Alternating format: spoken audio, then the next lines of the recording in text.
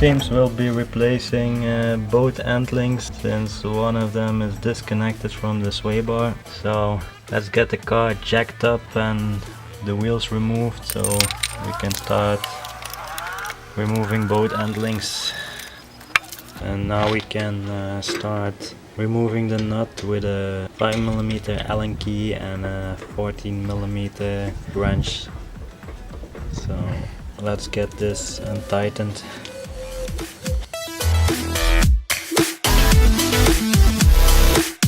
Alright, so we have the bottom piece of our endlink removed.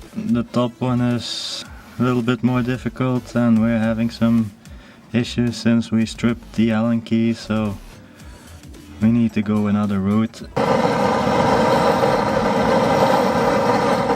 Now we're on the other side and we'll start removing the bottom nut as well of the endlink and then get the sway bar out.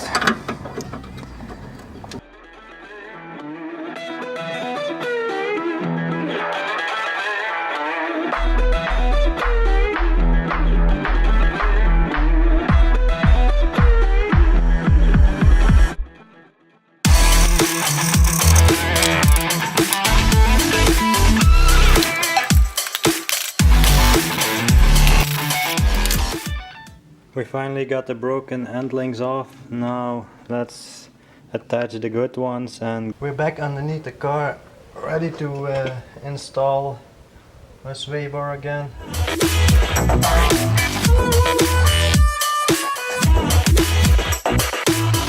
Alright, let's take our endlink and connect it back.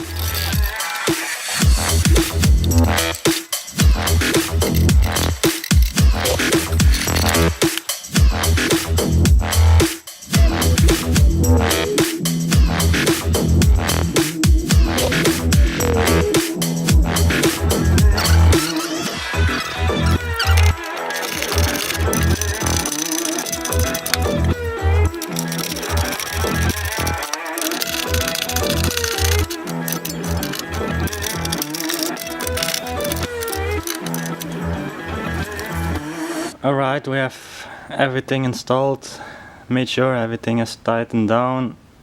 Now the only thing left to do is put the wheels back on, and that's it. I hope you liked the video. If you have any questions, leave them down below in the comments. Else, like and don't forget to subscribe.